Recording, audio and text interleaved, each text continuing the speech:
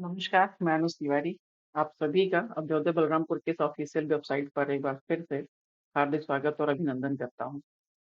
लगातार हम 2 क्लासेस ले चुके हैं और आज ये हमारी तीसरी क्लास है। हमारे विभाग के द्वारा हमें 3 क्लास ही प्रोवाइड किया गया था, बट अनफॉर्चुनेटली ये हमारी तीसरी क्लास और 3 क्लास में मैं पूरा सिलेबस कवर नहीं करवा पाया हूँ। इसलिए मे बी हो सकता है कि शायद मुझे आपकी 1 या 2 क्लास और लेनी पड़े।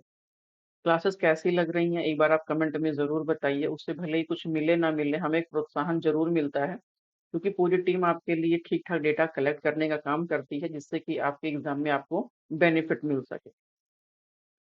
सो अभी तक हम क्या पढ़ चुके हैं, एक बार मैं आपको रिकॉल कर दे रहा हूँ, बिना देरी के। हम लोगों ने सबसे पहले पढ़ा था अपना नेशनल इनकम। नेशनल इनकम के बाद में हमने अपना बीओपी पढ़ा है। बीओपी के बाद में हमने अपना प्राइमरी मार्केट और सेकेंडरी मार्केट पढ़ा है। कहने का सेंस मतलब ये है कि मनी मार्केट और कैपिटल मार्केट हमने पढ़ रखा है। कल के टॉपिक में हमने बैंकिंग पढ़ लिया था, इन्फ्लेशन पढ़ लिया था, मनी पढ़ लिया था। तो ये टॉपिक इतने हमारे कवर हो गए हैं। मुझे पता है कि आप बोल रहे हैं कि सर टाइप ऑफ बैंक अभी छूटा है और कुछ टर्मिनोलॉजीज छूटी हैं। तो परेशान मत होइए, मैं कुछ टर्मिनोलॉजीज और टाइप्स ऑफ बैंक ये दोनों कवर करवा दूंगा, चाहे जैसे भी कवर करवा दूंगा, उसके लिए आप बेफिक्र रहिए। हाँ, मुझे टाइम मिलेगा, भले ही आपकी कोई भी क्लासेस चल रही हो, उसके बीच में मैं काम करूँगा किसी दिन, जिस भी दिन मुझे टाइम मिला, उस दिन मैं टर्मिनोलॉजी की क्लास ले लूँगा। तो जो बेसिक बेसिक टर्मिनोलॉजी है, वो मैं आपका कवर कर दूँगा, जिससे कि आपका जो छूटा टॉपिक है, वो कवर हो सके। मिसलेनियस मैं एक क्लास ले लूँगा। तो अमूमन मान के चलिए कि इकोनॉमी की 5 से 6 क्लास आपको मिलने वाली है। ये तीसरी क्लास है।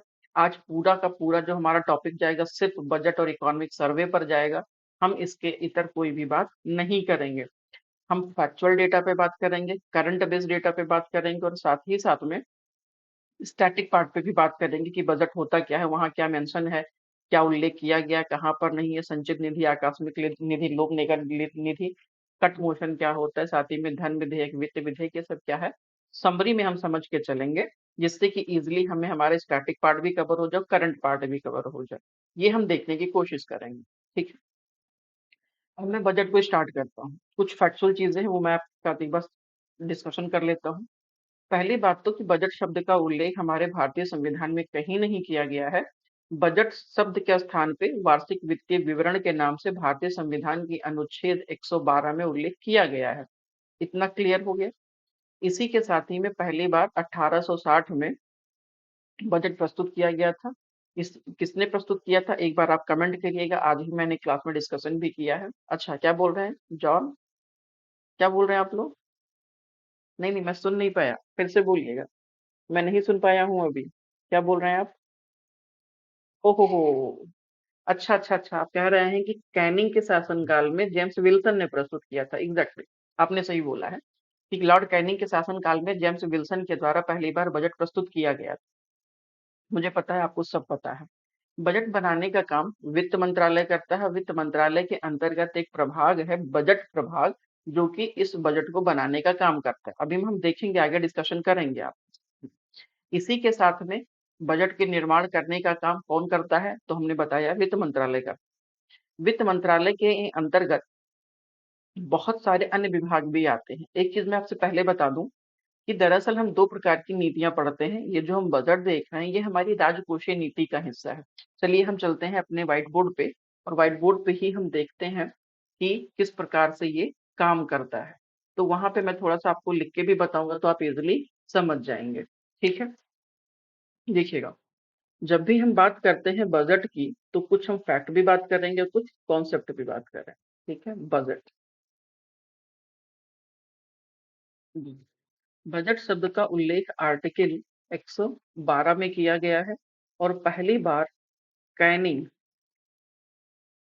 कैनिंग के शासन काल में 1860 में जेम्स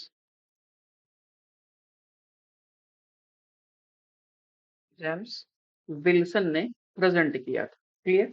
इसी के जस्ट बाद में आजादी के, या मैं यूं आपसे कहूं, जो अंतरिम बजट किसने प्रस्तुत किया था, तो अंतरिम बजट प्रस्तुत किया था षणमुखम चट्टी ने। क्या मैं सही बोल रहा हूं? षणमुखम चट्टी ने किया था। तो जी हाँ, अंतरिम बजट षणमुखम चट्टी साहब ने प्रस्तुत किया था। वहीं स्वतंत्र भारत की अगर मैं बजट की बात करूं, तो स्वतंत्र भारत के बजट को प्रस्तुत करने का काम जॉन मैथाई भाई साहब ने किया।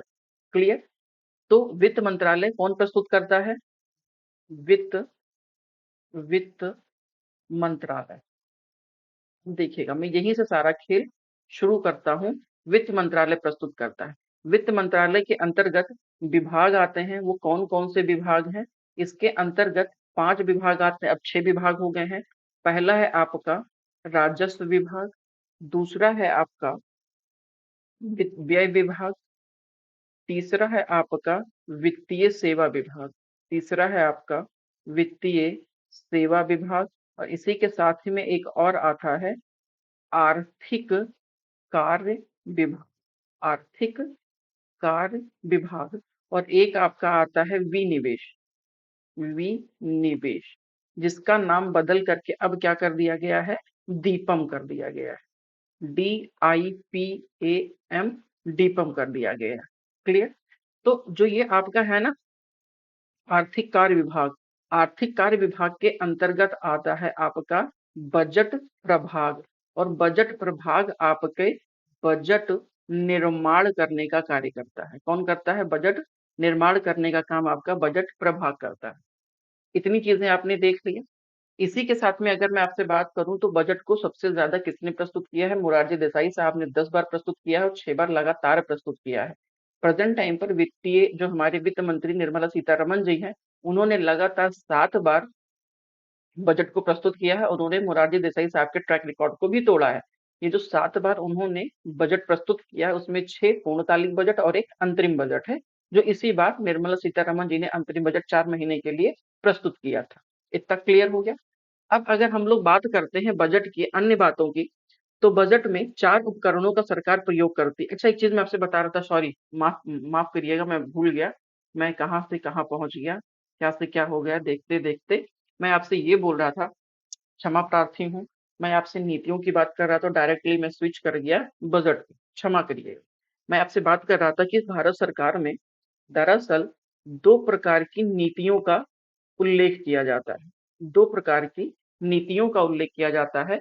एक है हमारी मौद्रिक नीति, एक है हमारी मौद्रिक नीति, और दूसरा है हमारा राजकोषीय नीति। ठीक? मौद्रिक नीति हम पढ़ चुके हैं, जिसे अब मॉनेटरी पॉलिसी कमेटी बनाने का काम करती है। ये शॉर्ट टर्म के लिए होता है, शॉर्ट टर्म के लिए होता है, और इसे कौन बनाता है? इसे RBI बनाता है, और जर्नली ये हमारे यहाँ के इन्फ्लेशन को कंट्रोल करने का काम करता है। वहीं पे अगर मैं राजकोषीय नीति की बात करूं तो ये लॉन्ग टर्म के लिए बनाया जाता है, लॉन्ग टर्म के लिए, और ये कौन बनाने का काम करता है? तो ये वित्त मंत्रालय बनाता है। कौन बनाता है? ये वित्त मंत्रालय बनाने का काम करता है, और इसके अंतर्गत क्या किया जाता है? इसके अंतर्गत भारत सरकार अपने खर्चों को पूरा करने के लिए बजट निर्माण करती है या राजकोषीय नीति का निर्माण करती है। तो इतनी चीजें हम लोग देख चुके, इतना ही मेरा लक्ष्य था आपको बताने के लिए। अब वहीं पे राजकोषीय नीति के ही अंतर्गत हमें अन्य चीजें भी देखने को मिलती हैं। वो कौन कौन सी चीजें हैं?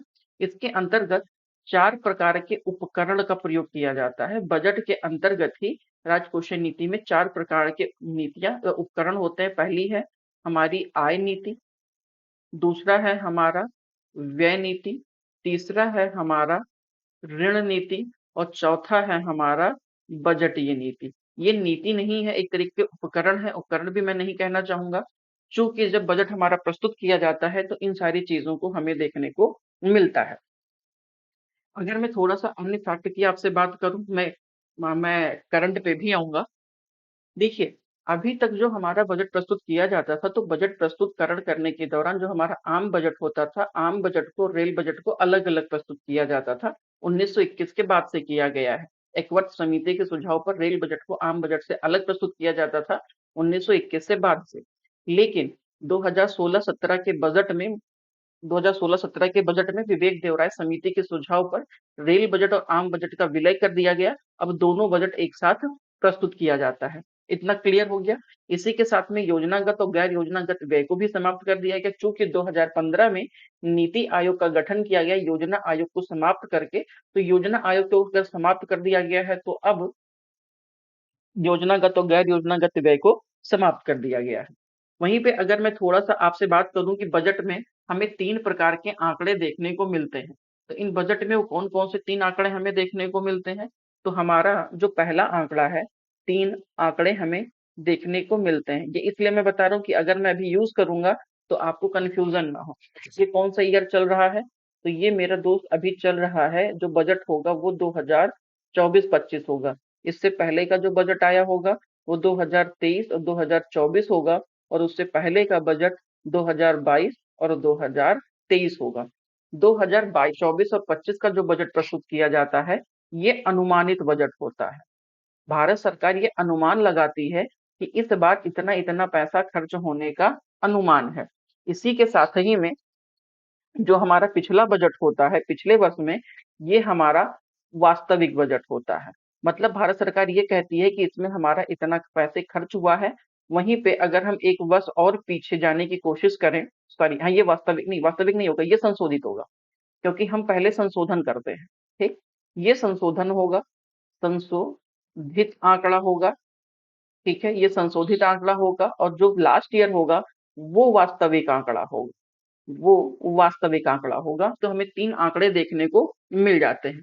बजट प्रस्तुतिकरण पहले, अगर मैं बात करूं 2001 से पहले, एक मतलब यशवंत सिन्हा साहब के टाइम पे वो शाम को 5 बजे प्रस्तुत किया जाता था, लेकिन उसके बाद से बजट प्रस्तुतिकरण दिन में 11 बजे किया जाता है।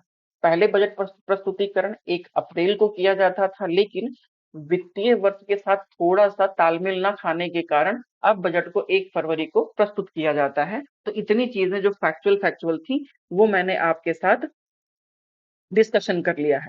अब हम लोग आते हैं बजट पे, लेकिन बजट से पहले कुछ चीजें हैं जो कि आपको जानना है, वो एक बार मैं आपको दिखाने का काम करता हूँ। ये ढंग से आप देख रहे होंगे।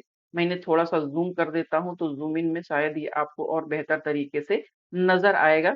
मैं इन्हें आपको सिर्फ दिखा रहा हूँ, इसकी पीडीएफ मैं आपको दे दूंगा और आप इससे काम चला लेंगे। क्लियर है? बजट में अगर मैं बात करूं सार की, कि बजट में क्या क्या चीजें यूज की गई हैं, तो वही सारी चीजें मैं आपको बताने की कोशिश कर रहा हूं। बजट में संपूर्ण बातों को इस ढंग से दर्शाया गया है, जिसमें मुख्य दस्तावेज कौन कौन से हैं, जिसमें भारत में प्रमुख प्राप्तियों का व्यय के साथ में राजकोषीय घाटा, राजस्व घाटा, प्रभावी राजस्व घाटा, प्राथमिक घाटा, इन सारे चीजों को यहाँ पे दर्शाया गया है। राजकोषीय घाटा क्या होता है, तो राजकोषीय घाटा के बारे में यहाँ बताया गया। अभी मैं एक एक घाटे आपके साथ में डिस्कशन करके चलूंगा, लेकिन अभी यहाँ पे नहीं, पहले हम बजट को समझ लेंगे, फिर देखने की कोशिश करेंगे। यहाँ पे क्या क्या बताया गया है वो सारी चीजें मैं आपके साथ डिस्कशन करूंगा, लेकिन पहले हम थोड़ा सा बजट को समझने का काम करते हैं। अब आते हैं हम अपने वास्तविक बजट पर, और यहाँ से हम समझेंगे कि बजट क्या होता है। ठीक, देखिए, अब हम यहाँ से अपने रिसेंटली बजट पे आएंगे, जो करंट बेस्ड डेटा आपको देखने को मिलेगा। ठीक है, अब हम लोग शुरू करते हैं और यहीं से बजट प्रारंभ करते हैं। जब भी बजट की बात किया जाता है, तो बजट में सारा खेल दो चीजों का है। भारत में पैसा कहाँ से सारा सरकार लाती है और उन पैसों को कहाँ पे खर्च करती है, बस दो। मतलब इस बजट में दो चीजें इंपॉर्टेंट है, कि रुपया कहाँ से आया और दूसरा, रुपया कहाँ गया। बस, और कुछ नहीं है। सारा लफड़ा इन्हीं दो शब्दों का है, कि पैसा कहाँ से आएगा और पैसा कहाँ पर जाना है। सेम इसीलिए जो भारत सरकार दो प्रकार के खर्च खातों का प्रयोग करती है। एक में हम भारत सरकार की प्राप्तियों को रखते हैं, कि भारत सरकार को कहाँ से प्राप्तियां हुई हैं, और एक भारत सरकार का कहाँ पे पैसा खर्च हुआ है। क्लियर? मतलब प्राप्तियों का मतलब कहाँ से भारत सरकार का पैसा आया है, और वहीं पे मैं बोल रहा हूँ कि खर्चा का मतलब कि वो भारत सरकार कहाँ से पैसा व्यय कर रही है। तो एक प्राप्तियां है और एक व्यय है। यहाँ पे मैं आय क्यों नहीं वर्ड यूज कर रहा हूँ, एक वर्ड है आय।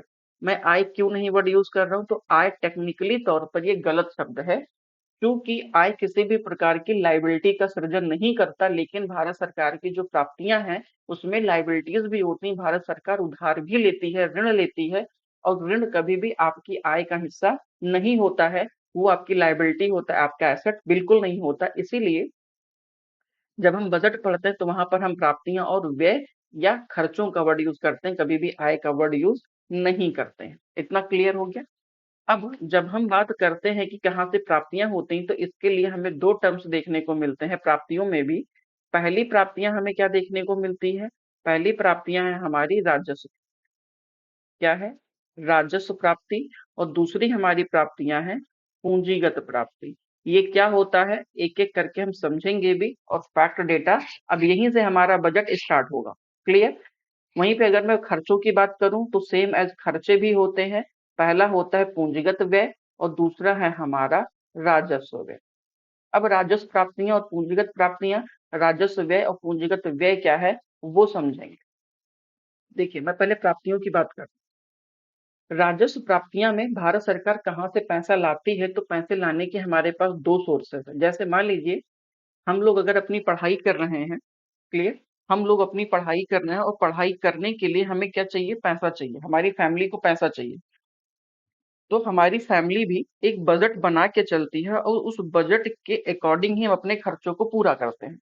अब एक सबसे बड़ी बात यह है कि जैसे मान लीजिए हमारे पिताजी की सैलरी है 100 रुपए, एग्जाम्पल तौर पे मेरे पिताजी की सैलरी 100 रुपए है, लेकिन हमारे खर्चे 115 रुपए हैं। तो ऐसी स्थिति में क्या होगा, हमारे पास दो ऑप्शन है कि एक तो हमारा बजट घाटे का बना है। क्लियर, क्यों, क्योंकि हमारे खर्चे कितने हो रहे हैं 115 रुपए, हमारी प्राप्तियां 100 रुपए हैं, मतलब आय कम और व्यय ज्यादा है तो बजट घाटे का बनता है। किसी भी विकासशील देश में अमूमन बजट घाटे का ही बनता है, चूंकि उन्हें बहुत ज्यादा पैसे खर्च करने की जरूरत होती है अपने सामाजिक आर्थिक विकास के लिए। उसी प्रकार से अगर आय और व्यय दोनों समान है, इक्विवेलेंट है, तो वो संतुलित बजट कहलाता है। वहीं अगर व्यय कम है और आय ज्यादा है तो वो आधे के बजट कहलाता है। लेकिन भारत जैसा विकासशील देश है, इसीलिए भारत का बजट हमेशा घाटे का बनता है और भारत में व्यय ज्यादा और भारत की प्राप्तियां कम है। ऐसी स्थिति में संभावना है कि हम अपने अतिरिक्त खर्चों को पूरा करने के लिए ऋण लेंगे, और वो ऋण दो तरीके से हो सकता है। पहला, या तो हम किसी से उधार लेकर चले आए तो अपने खर्चों को पूरा कर लें, या दूसरा कि हम अपनी कोई संपत्ति बेच दें, उस बेच करके जो हमें पैसा प्राप्त हो उससे हम आवश्यकता पूरा कर लें।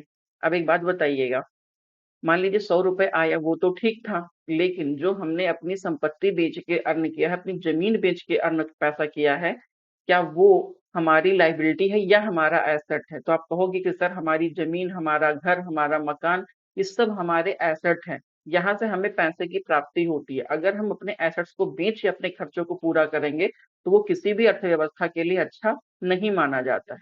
इसीलिए अच्छा रूल क्या कहता है कि आपकी राजस्व प्राप्तियां ज्यादा होना चाहिए, आपका राजस्व व्यय ज्यादा नहीं होना चाहिए। मतलब पिताजी को अपनी सैलरी बढ़ानी चाहिए, घर जमीन जायदाद नहीं बेचना चाहिए। जो आप घर जमीन जायदाद बेच रहे हैं वो दरअसल पूंजीगत आपकी प्राप्तियां हैं, अब वो खत्म हो रही हैं। इसी प्रकार से जब भी हम राजस्व की बात करते हैं, राजस्व प्राप्तियों की, तो राजस्व प्राप्तियों में हमें दो चीजें देखने को मिलता है। क्या क्या? एक तो हमें टैक्स देखने को मिलता है कि कितना हमें कर से प्राप्त हुआ है, और दूसरा हमें गैर कर देखने को मिलता है कि कितना गैर कर से प्राप्त हुआ। आपको पता होगा कि भारत सरकार की आय का सबसे बड़ा जो स्रोत है या सोर्स है वो कौन सा है, टैक्स है। वहीं पे अगर मैं पूंजीगत व्यय की बात करूं तो पूंजीगत व्यय में क्या क्या हमें, सॉरी, पूंजीगत प्राप्तियों में हमें क्या मिलेगा, तो पूंजीगत प्राप्तियों में आप इतना समझिए कि यहाँ पर सरकार अपनी संपत्ति को बेचता है, ठीक। और संपत्ति को बेचेगा मतलब भारत सरकार की ये देयता को बढ़ाएगा, देयता को बढ़ाएगा। क्लियर हुआ, देयता को बढ़ाएगा। और किसको कम करेगा, आपकी संपत्ति को कम करेगा, आपकी संपत्ति को ये कम करेगा। अब इसमें कौन कौन से टूल्स शामिल होते हैं, तो इसमें जनरली चार प्रकार के ही टूल्स शामिल होते हैं। पहला है विनिवेश। विनिवेश का मतलब है विनिवेश। मान लीजिए कि आपका कोई घर था और आपने अपने घर को बेच करके अपनी आवश्यकताओं की पूर्ति कर ली। जैसे भारत सरकार इस समय एयरपोर्ट्स को, बहुत सारी एयरपोर्ट्स का प्राइवेटाइजेशन कर रहा है, तो वो क्या है, वो डिसइन्वेस्टमेंट है, अपने हिस्सों को वो बेच रहा है। देखिए डिसइन्वेस्टमेंट और प्राइवेटाइजेशन दोनों में अंतर है। डिसइन्वेस्टमेंट का मतलब है कि भारत सरकार ने अपनी कुछ हिस्सेदारी बेची है लेकिन मालिकाना हक है अभी उसके पास। जैसे हमारे पास 100% था तो 100% में से हमने 10% ही बेचा है, अभी 90% है मेरे पास, तो वो डिसइन्वेस्टमेंट है। लेकिन अगर हमने 51% बेच दिया तो वो प्राइवेटाइजेशन है। तो हमने डिसइन्वेस्टमेंट किया, विनिवेश किया। विनिवेश के बाद में फिर हमने क्या कर दिया, हमने सरकारी ऋण लिया है। जो सरकारी ऋण हम लेते हैं वो भी हमारी क्या बढ़ाती है, हमारी देयता को बढ़ाती है, हमारी लाइबिलिटी को बढ़ाती है। मतलब पूंजीगत प्राप्तियां हमेशा आपकी लाइबिलिटी को बढ़ाएगा और आपकी एसेट को कम करेगा। तीसरा क्या है आपका? तीसरा है आपका लघु बचत योजनाएं। लघु बचत योजनाएं। और चौथा आपका क्या है? दिए गए ऋण की वापसी। दिए गए ऋण की वापसी। ठीक है, अब एक बात समझिएगा, डिसइन्वेस्टमेंट क्या करेगी? आपकी लाइबिलिटी को, नहीं, आपके एसेट को कम करेगी। सरकारी ऋण आपकी लाइबिलिटीज को बढ़ाएगी। ये लाइबिलिटीज बढ़ाएगी, ये आपके एसेट्स को कम करेगी। लघु बचत योजनाओं के माध्यम से कर रहे हैं तो ये भी लाइबिलिटी बढ़ाएगी, और अगर आपने कुछ ऋण लिया है तो ये भी आपकी लाइबिलिटी को। क्लियर? वहीं पे अगर मैं कर की बात करूं तो दो कर में, एक हमें डायरेक्ट टैक्स हमारा है और एक हमारा इनडायरेक्ट टैक्स। इस तरीके से हम क्या देखते हैं कि हमें राजस्व प्राप्तियां होती हैं। वहीं पे अगर मैं गैर कर की बात करूं, नॉन टैक्स की बात करूं, तो यहाँ पे हमें कुछ ब्याज की प्राप्ति होती है। क्या होती है? हमें कुछ ब्याज की प्राप्तियां होती हैं।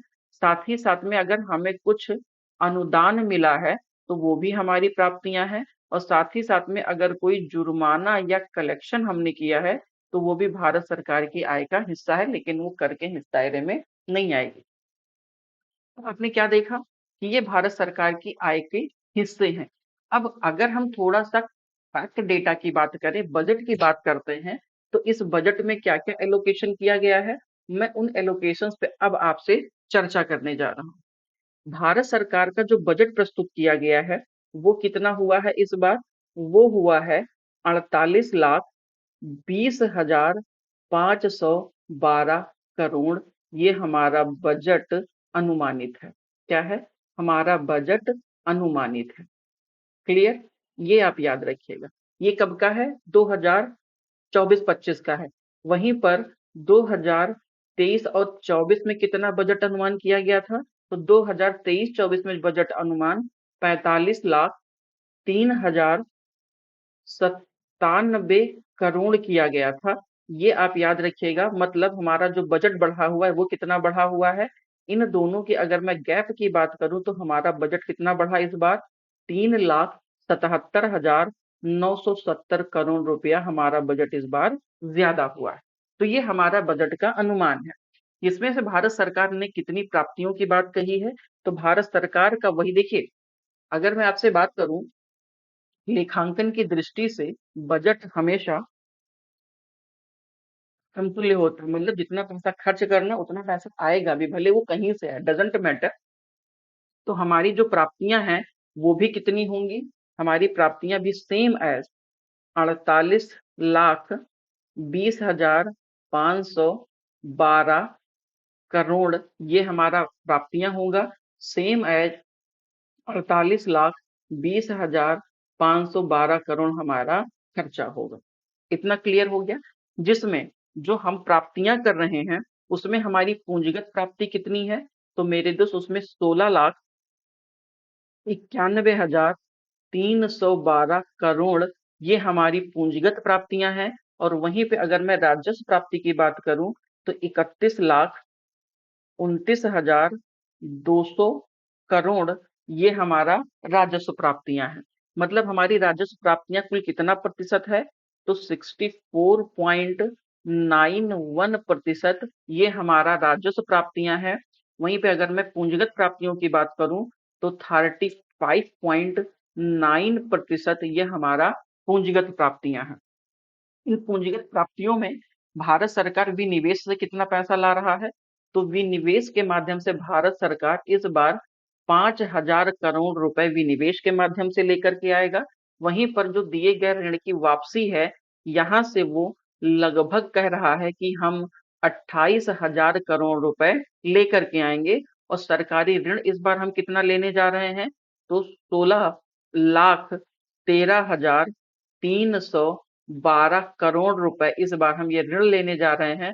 और दरअसल ये जो हम ऋण लेने जा रहे हैं यही भारत सरकार का राजकोषीय घाटा कहलाता है। क्लियर? तो इतना भारत सरकार यहाँ से इकट्ठा करने की कोशिश करेगा, यहाँ से प्राप्त करने की कोशिश करेगा। वहीं से अगर मैं कर की बात करूं तो भारत सरकार को कर से कितना प्राप्त हो रहा है, इन दोनों को मिला करके टैक्स से। तो भारत सरकार कह रहा है भैया, जो हमारा राजस्व प्राप्ति है, राजस्व प्राप्ति का 31,29,200 करोड़ में से 25,83,499 रुपए हम टैक्स से लेकर के आएंगे, और वहीं 5,45,701 करोड़ रुपए हम नॉन टैक्स, गैर टैक्स से लेकर के आएंगे। क्लियर है? तो हमारा यहाँ पे क्या क्लियर हो गया है, यहाँ पे हमारी प्राप्तियां क्लियर हो गया है। अब हमारा बच रहा है व्यय। तो चूंकि व्यय के लिए यहाँ पे जगह है नहीं, लेकिन फिर भी मैं आपको यहीं पर व्यय बता के चलूंगा। हमारा कितना व्यय हो रहा है, इस बार मैं कोई दूसरा ग्रीन पेन में यूज करता हूँ। हमारा व्यय कौन सा हो रहा है, पूंजीगत व्यय। देखिए, पूंजीगत व्यय और राजस्व व्यय का मतलब ये है कि अभी हमने आपसे क्या कहा, हमने आपसे बस इतना कहा था, मैं कुछ खास नहीं पी रहा हूँ, काढ़ा पी रहा हूँ, क्योंकि गला बैठा जा रहा है बार बार बोलने से। लगातार मैं क्लासेस यहाँ भी ले रहा हूँ और क्लास में भी क्लास ले रहा हूँ, तो जिसकी वजह से लगातार बोलने की वजह से थोड़ा सा गला बैठ जा रहा है, इसलिए मैं काढ़ा यूज कर रहा हूँ। तो पूंजीगत प्राप्तियां और पूंजीगत व्यय, जैसे पूंजीगत प्राप्तियों में हमने क्या कहा था, हम अपनी घर को बेचकर पैसे प्राप्त कर रहे हैं तो पूंजीगत हो गया, कैपिटल टैक्स, कैपिटल गेन है। राजस्व प्राप्ति का मतलब हमें टैक्स से आया है, मतलब कि वो हमारी लाइबिलिटी नहीं है, हमारे एसेट्स ही हैं।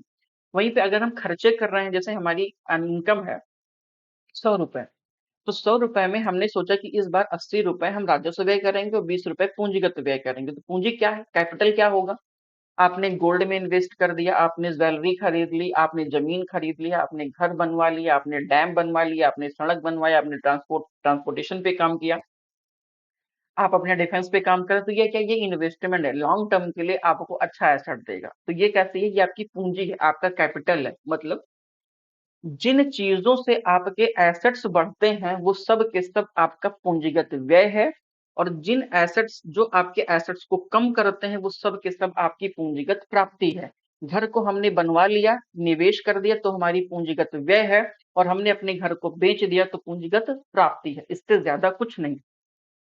हम खर्चे कहाँ कहाँ पे कर रहे हैं, तो मेरे दोस्त हम इस बार जो अपने खर्चे कर रहे हैं, कितना, 48,20,512 करोड़ में से हमारी पूंजीगत व्यय कितनी है, तो हम कह रहे हैं, ये बहुत आसान है इस बार, 11,11,11,11 करोड़ रुपए हम पूंजीगत व्यय करेंगे। और वहीं पे राजस्व व्यय हम कितना कर रहे हैं, 37,09,401 करोड़ हम अपना राजस्व व्यय कर रहे हैं। अब एक सबसे खास बात है कि पूंजीगत व्यय और सॉरी हाँ, पूंजीगत व्यय और राजस्व व्यय में क्या आएगा, तो राजस्व व्यय के अंतर्गत में, तो उसमें आपको यहीं पे बता के चलता हूँ। जैसे आपने वेतन का भुगतान कर दिया, राजस्व व्यय, आपने वेतन दे दिया, आपने ब्याज भुगतान कर दिया, ब्याज का आपने भुगतान कर दिया, आपने ब्याज भुगतान कर दिया, इसी के साथ ही में और आपने क्या किया, आप रक्षा डिफेंस पे भी खर्चा कर। अब ये मत कहिएगा कि सर हमने मिसाइल खरीद लिया, हमने टैंक बनवा लिए, तोप बनवा लिए, ये सब आपके ऐसा नहीं है, ये पूंजीगत व्यय नहीं है, राजस्व व्यय के अंतर्गत आएगा। ठीक है, आप डिफेंस में सैलरी तो पे कर रहे हैं ना लोगों को, डिफेंस में जो भी खर्चे आप कर रहे हैं, साथ ही में आपने कोई सब्सिडी दे दिया, अनुदान दे दिया, तो ये भी आपका राजस्व व्यय है। वहीं पे इन शॉर्ट टर्म में जो भी भारत सरकार के प्रशासनिक खर्च हैं, वो किसके तौर पर आएंगे, वो राजस्व में आएंगे। वहीं पे अगर मैं पूंजीगत व्यय की बात करूं तो इसके अंतर्गत, जैसे आपने सड़क का निर्माण करवा लिया, आपने किसी को उधार दिया है, भाई उधार दिया है तो भी वो उससे आपको ब्याज की प्राप्ति होगी। वहीं पे कोई संपत्ति का आपने निर्माण किया है, संपत्ति निर्माण अगर आपने किया है तो क्या होगा, संपत्ति निर्माण की स्थिति में भी ये आपकी पूंजीगत प्राप्ति है। चूंकि जब भी आप संपत्ति का निर्माण करते हैं तो संपत्ति निर्माण करने के दौरान वो आपकी एसेट्स को बढ़ाती है, ना कि आपकी लायबिलिटी को बढ़ाती है। क्लियर? तो इतनी चीजें हमने देख लिया, इन इन चीजों के अंतर्गत आता है। तो हमने अमूमन क्या देखा है, यहाँ पे मैं एक छोटा सा थोड़ा सा मिनिमाइज कर दूं, जिससे कि आप पूरी तरीके से देख पाएंगे। क्लियर? क्योंकि मैं मिस्टर इंडिया बन गया हूं ताकि आपको पूरा पेज दिख सके। क्लियर है? अब हम लोग आगे बढ़ते हैं। तो ये भारत सरकार की प्राप्तियां और उनके व्यय हैं जो मैंने आपको बताने की कोशिश की है। अच्छा, एक सबसे इंपॉर्टेंट चीज मैं आपको बता दूं जो शायद मैंने आपको नहीं बताया है, वो बहुत ज्यादा पूछा भी जाता है कि जो हम पूंजीगत व्यय कर रहे हैं वो अपनी कितना परसेंट है हमारी कुल व्यय का। तो मेरे दोस्त ये 23.05% हमारा पूंजीगत व्यय है। और राजस्व व्यय हम कितना कर रहे हैं, तो 76.95% हम पूंजीगत व्यय कर रहे हैं। वहीं पे हमारी जीडीपी का पूंजीगत व्यय कितना है, तो हमारी जीडीपी का ये 3.4% है। अब आप गौर करिएगा हमारी पूंजीगत प्राप्तियां कितनी है। पूंजीगत प्राप्ति आप देखिएगा कि 35.9% है और पूंजीगत व्यय कितना है, 23% है। मतलब हम अपनी जमीन घर संपत्ति ज्यादा बेच रहे हैं, बनवा कम रहे हैं। बेच कितना रहे हैं, 35% और बनवा कितना रहे हैं, 23%। समझ पाए? दूसरा, हम राजस्व प्राप्ति कितनी है हमारी, 64%। और हम खर्चा कितना कर रहे हैं, 76%। मतलब हमारी महीने की खर्ची, हमारा एनुअल खर्चा 64%, सॉरी हमारी प्राप्ति 64 रुपए है और हम खर्चा कितना कर रहे हैं, 76 रुपए कर रहे हैं। इतनी चीजें आपको इन मोटा मोटा समझ में आ जाना चाहिए।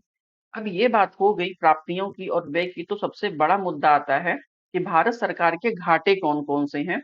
भारत सरकार कहाँ से उन घाटों को पूरा करती है और कौन कौन से घाटे हमें देखने को मिलते हैं। चूंकि भारत का बजट घाटे का है तो घाटा होना स्वाभाविक सी बात है। तो हम जब घाटे की बात करते हैं तो सबसे पहला जो हमारा घाटा आता है वो राजस्व घाटा है। राजस्व घाटा क्या होता है, तो अगर मेरे दोस्त मैं राजस्व घाटे की बात करूं तो राजस्व घाटा बराबर होता है कि राजस्व राजस्व खर्चा आपका ज्यादा है माइनस आपकी राजस्व की प्राप्तियां कम है, तो जाहिर सी बात है कि आपका राजस्व घाटा होगा। मतलब खर्चा ज्यादा प्राप्तियां कम तो घाटा कंफर्म है मेरे दोस्त की होना ही होना है। प्रेजेंट टाइम पे अगर मैं राजस्व घाटे की बात करूं तो 2023 और 24 में हमारा राजस्व घाटा कितना था, तो 2023-24 में जो अनुमानित हमारा राजस्व घाटा था वो 2.9% था। ये क्या था, ये अनुमानित था। और जो संशोधित डेटा था वो कितना था, वो 2.6%। ये क्या था, ये संशोधित है। क्लियर, अनुमानित था 2.9 के आसपास। वहीं पे वित्तीय वर्ष 2024 और 2025 में जो हमारा राजस्व घाटा रखा गया है वो कितना रखा गया है, तो ये मेरे दोस्त कितना है, 1.8% रखा गया है। किसका, जीडीपी का। अमूमन ऐसा माना जाता है कि 5,80,201 करोड़ रुपए हमारा कौन सा घाटा है, राजस्व घाटा है। क्लियर हो गया? इसके बाद में हमारा कौन सा घाटा आता है, राजस्व घाटे के बाद में सबसे इंपॉर्टेंट दूसरा हमारा घाटा है वो है प्रभावी राजस्व घाटा।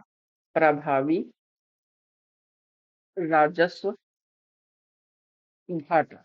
अगर मैं प्रभावी राजस्व घाटे की बात करूं तो प्रेजेंट टाइम पे जो हमारा प्रभावी राजस्व घाटा है ये कब से स्टार्ट किया गया था, तो ये 2012-13 से स्टार्ट किया गया है प्रभावी राजस्व घाटा। और प्रभावी राजस्व घाटा कैसे कहते किसे हैं, तो जब आप राजस्व घाटे में से, भाई आपका कोई राजस्व घाटा तो हुआ है, राजस्व घाटे में से जो पैसा भारत सरकार किसी राज्य को अनुदान देती है उस अनुदान से अगर कोई संपत्ति का निर्माण होता है, संपत्ति निर्माण होता है। अच्छा देखिए, अब एक बात बताइएगा, अनुदान क्या है। अगर भारत सरकार ने अनुदान दिया है तो ये भारत सरकार का कौन सा खर्चा होगा, ऊपर आइए, ये भारत सरकार का राजस्व खर्चा है। ये देखिएगा मैंने क्या बताया, ये अनुदान है तो राजस्व खर्चा, भाई उसने सब्सिडी दे दिया, अनुदान दे दिया, सब्सिडी नहीं, अनुदान सब्सिडी से परिदान बोलते हैं, शायद अनुदान को ग्रांट बोलते हैं अगर मैं सही हूं तो। अगर अनुदान दे दिया, उस अनुदान से हमने कोई संपत्ति निर्माण कर ली, अब सही मायने में ये राजस्व व्यय नहीं है, अब ये हो गया है पूंजीगत व्यय। ठीक, तो इसीलिए हम प्रभावी राजस्व घाटा निकालते हैं जब राजस्व घाटे में से भारत सरकार के द्वारा राज्यों को दिया गया वह अनुदान जिससे किसी संपत्ति का निर्माण होता है, तो वह बचा हुआ अमाउंट हमारा क्या कहलाता है, प्रभावी राजस्व घाटा कहलाता है।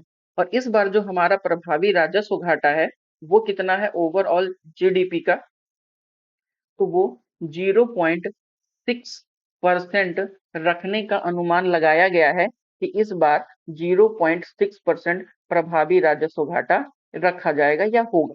क्लियर है? और अगर मैं बात करूं अमाउंट में, तो ये कितना है?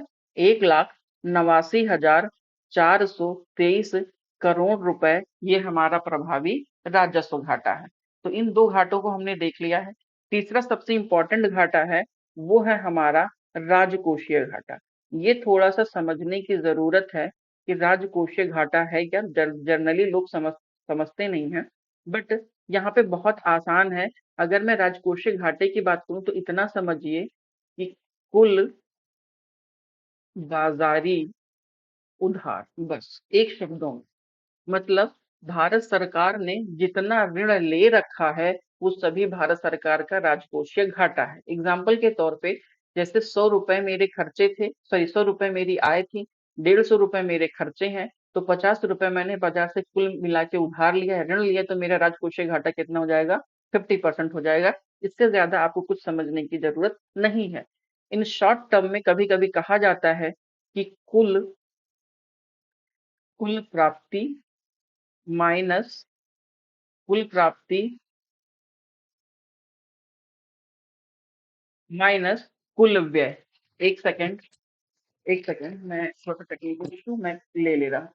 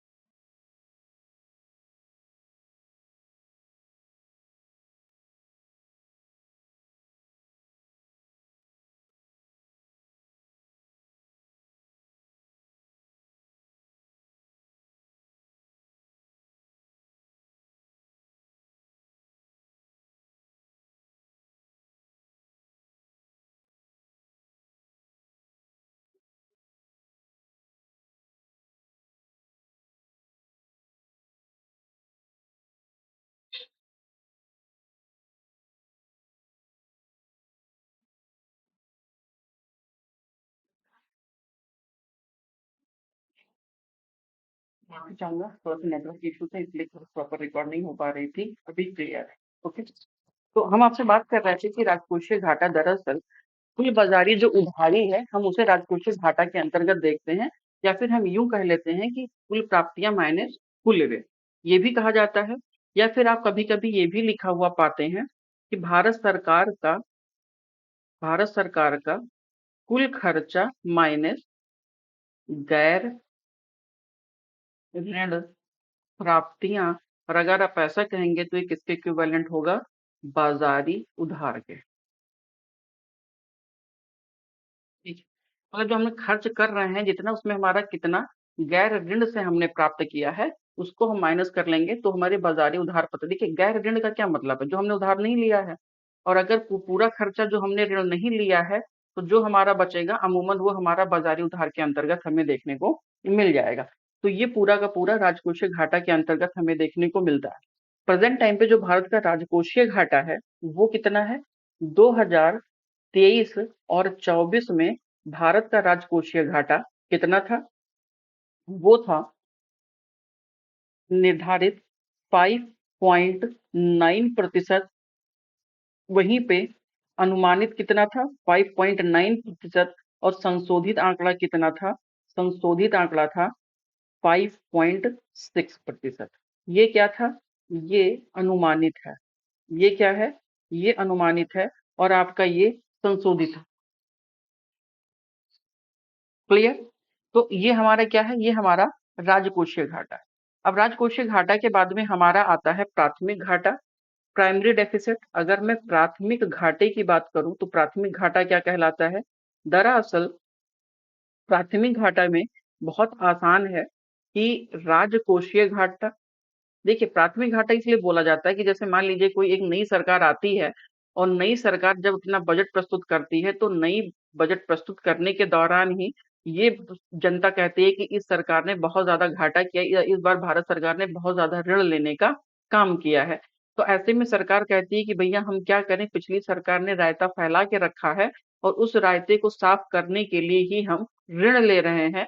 तो बाकी लोग बोलते हैं कि अच्छा ये बताओ, चलो तुमने ब्याज का भुगतान करने के लिए जो पैसा लिया था वो तुम हटा दो, तो सही मायने में बताओ कि तुम्हारा कितना ऋण है।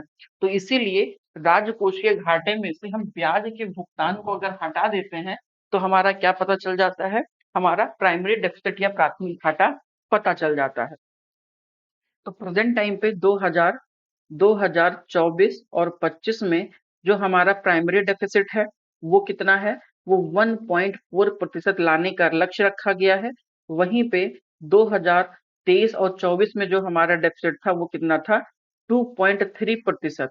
ये अनुमानित था। ये अनुमानित था। और वहीं संशोधित की मैं बात करूं तो 2%। ये कैसा था? ये संशोधित था। क्लियर? तो इतने हम लोगों ने यहाँ पे देख रखा है क्या, कि किस प्रकार से अपने घाटे को भारत सरकार मैनेज करती है, और कौन कौन से भारत सरकार के घाटे होते हैं। राजस्व घाटा, प्रभावी राजस्व घाटा, राजकोषीय घाटा और प्राथमिक घाटा। तो मोर और लेस देन हमने अपने कुछ इन बजट्स के जो घाटे हैं उन्हें देखने का काम किया है। अब भारत सरकार अपने इस घाटे की भरपाई करने के लिए क्या करती है? तो मेरे दोस्त, भारत सरकार अपने इस घाटे की भरपाई के लिए 1997 से पहले हिनात प्रबंधन करती थी। और हिनात प्रबंधन के अंतर्गत भारत सरकार आरबीआई से नए नोटों को जारी करवा करके अपने घाटों को पूरा करने का काम करती। लेकिन वहां समस्या ये आ रहा था कि नए नोटों के निर्गमन करने से मार्केट में लिक्विडिटी, तरलता बढ़ जा रही थी। और तरलता के बढ़ने से लोगों के पास पैसा ज्यादा हो जाता था। तो जिस वजह से वो डिमांड करते थे तो वस्तु एवं सेवाओं की कीमतों में वृद्धि आती थी, तो मार्केट में महंगाई आ जाती थी। अगर मार्केट में नए नोटों का निर्गमन होगा, लिक्विडिटी बढ़ेगी, तो इन्फ्लेशन बढ़ेगा। मतलब नए नोटों के निर्गमन करने से समस्याएं क्या आ रही थी कि मार्केट में मुद्रास्फीति, महंगाई बढ़ रही थी। इसीलिए आरबीआई का कहना था कि भैया तुम्हारे चक्कर में मेरा रायता फैल जा रहा है, क्योंकि तुम अपने आवश्यकताओं को तो पूरा करते हो, बाद में इन्फ्लेशन हमें कंट्रोल करना पड़ता है। तो ऐसी स्थिति में 1997 के बाद में हमने हिनाट प्रबंधन के स्थान पर अर्थोपाय अग्रिम की व्यवस्था लेकर के आए। और अर्थोपाय अग्रिम के तहत भारत सरकार के लिए किसी भी घाटे को आरबीआई पूरा करने के लिए नए नोटों का निर्गमन नहीं करती है। दोनों आपस में बैठ करके ये डिसाइड करते हैं कि कितना भारत सरकार का घाटा है, उन घाटे में से कितना भारत सरकार खुद के लेवल पे मैनेज करेगी और कितना आरबीआई को मैनेज करना है पूरे 1 साल के लिए। ये दोनों मिलकर सेटलमेंट करके बात करते हैं और उसी के बिहाफ पर आरबीआई बॉन्ड जारी कर देती है। आई मीन वो बॉन्ड जारी करेगी गवर्नमेंट, तो गवर्नमेंट बॉन्ड जारी करके आरबीआई को देती है और आरबीआई मार्केट में उन्हीं बॉन्ड को जारी करके मार्केट से पैसे ले करके है सरकार को दे देती है और सरकार अपनी योजनाओं के माध्यम से उन पैसों को फिर से मार्केट में डालने का काम करता है। जैसे वही पैसे जो जनता से गए हैं भारत सरकार के पास, भारत सरकार उन पैसों को कहाँ-कहाँ खर्च करती है? छात्रवृत्ति देने पे खर्च करती है, विधवा पेंशन देने पे खर्च करती है, सुलभ शौचालय में खर्च करेगी, प्रधानमंत्री किसान सम्मान निधि में खर्च करेगी, प्रधानमंत्री मानधन योजना में खर्च करेगी, मुद्रा ऋण के तहत वो मार्केट में डालने का काम करेगी। इसी प्रकार से मनरेगा में वो देने का काम करेगी, ट्रांसपोर्टेशन में खर्च करने का काम करेगी। तो क्या होगा? मार्केट में पैसा बढ़ ही तो रहा है ना, तो लिक्विडिटी बढ़ेगी। तो इसीलिए आरबीआई उन पैसों को मार्केट से ही उठाती है, फिर से सरकार के माध्यम से जनता में वापस डाल देती है। तो भारत सरकार के खर्चे भी पूरे हो जाते हैं, मार्केट में एक्स्ट्रा पैसा भी नहीं आता, तो लिक्विडिटी भी नहीं बढ़ पाती है। तो इस प्रकार से भारत सरकार अपने खर्चे को पूरा करने का काम करती है। इतना क्लियर हो गया? अब अगर इतना क्लियर हो गया है तो अब हम चलते हैं अपने बजट पे और हमारे बजट में किन किन चीजों का उल्लेख या वर्णन किया गया है। क्लियर? तो बजट की छोटी छोटी मगर मोटी बातों को अब हम जानने का काम करेंगे। क्लियर है इतना? अगर मैं थोड़ा-सा आपसे बजट की बात करूँ तो बजट में किन-किन चीज़ों का प्रयोग किया गया, कौन-कौन सी इम्पोर्टेंट बातें कही गई हैं, तो मेरे दोस्त बजट में जो पूरा का पूरा फ़ोकस किया गया है, वो किस पर किया गया है? वो 4 समूहों पर केंद्रित है। किस पर केंद्रित है? 4 समूहों पर केंद्रित है और ये 4 समूह कौन से हैं? तो ऐसे ही आप याद रख लीजिएगा, गरीब, युवा, महिला, अन्नदाता। देखिए युवा कैसा है भारत का? गरीबी है और महिला कौन है? वो अन्नदाता है। ठीक? अन्नदाता। इन 4 लोगों पर ये वाला बजट केंद्रित किया गया है। गरीब, युवा, महिला और अन्नदाता पर। इसी के साथ में भारत सरकार ने मुख्यतः 9 प्राथमिकताओं को वर्णन किया है। 9 प्राथमिकताओं पर ज्यादा फोकस किया है और इन 9 प्राथमिकताओं के ही माध्यम से भारत सरकार ने अपने पूरे के पूरे बजट को आगे बढ़ाने का काम किया है।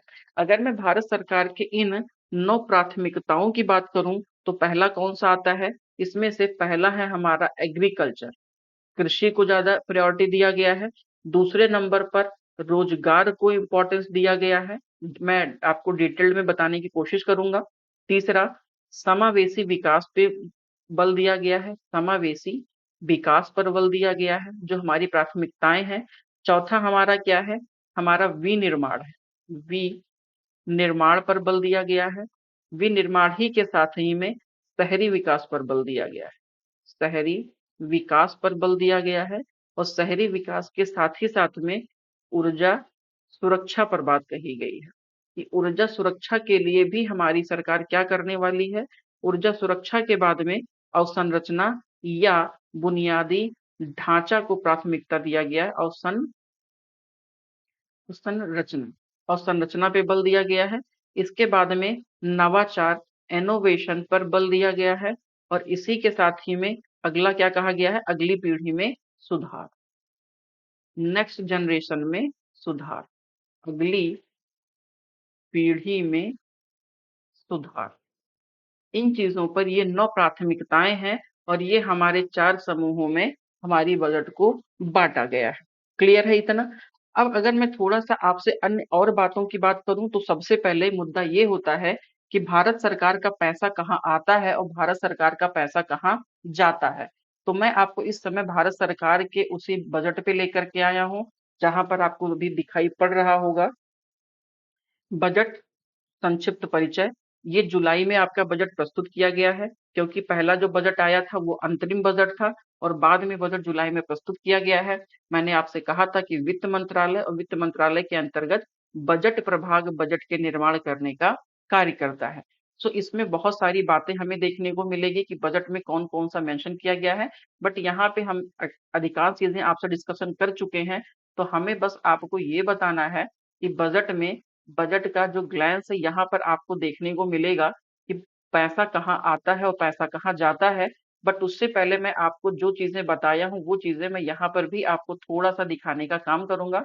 मैंने आपसे क्या कहा था कि भारत सरकार का 2024-25 में अनुदान की क्या बातें कही गई हैं, बजट किस प्रकार से हमारा रहा है इस बार का।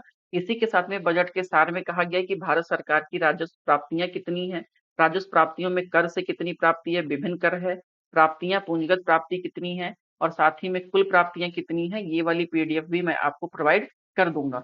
अब सबसे इंपॉर्टेंट है कि भारत सरकार का पैसा कहाँ से आता है और भारत सरकार का पैसा कहाँ जाता है। मैंने आपसे बस इतना कहा है मेरे दोस्त कि भारत सरकार पैसे लाती है और खर्च करती है, बस बजट इसी का नाम है, इससे ज्यादा और कुछ नहीं है। इस बजट पे अगर आप ध्यान से देखेंगे तो भारत सरकार 19 रुपए कहाँ से लाती है। मैं ये मान के चलता हूँ कि भारत सरकार को 100 रुपए लाना है, मतलब 100 रुपए आता है। ठीक, तो ये 100 रुपए कहाँ कहाँ से आता है, तो ये 100 रुपए आता है, एग्जैक्टली 100 रुपए कहाँ से आ रहा है। 100 रुपए में से 17 रुपए निगम कर से आता है, वहीं पे आय कर से इनकम टैक्स से 19 रुपए आ रहा है, सीमा शुल्क से 4 रुपए, यूनियन एक्साइज ड्यूटी से 5 रुपए, गुड्स एंड सर्विस टैक्स से 18 रुपए, विभिन्न प्रकार की ऋणों से नॉन टैक्स रिसिट से 9 रुपए आ रहे हैं, नॉन डेट कैपिटल रिसिट से 1 रुपए और जो भारत सरकार की उधारियों अन्य देयता है उससे 27 रुपए आ रहे हैं। मतलब एक तरीके से आप यूं समझो, जो ऋण से भिन्न प्राप्तियां हैं, आई मीन कुल उधारियां या कुल देयता, वहां से भारत सरकार 27 रुपए लाने का काम करती है। तो भारत सरकार की आय का सबसे बड़ा स्रोत अगर हम कर्ज या अन्य उधारियों को हटा दें तो नंबर 1 पे है आयकर। आयकर से सबसे ज्यादा भारत सरकार का रेवेन्यू प्राप्त होता है। दूसरे नंबर पर है जीएसटी,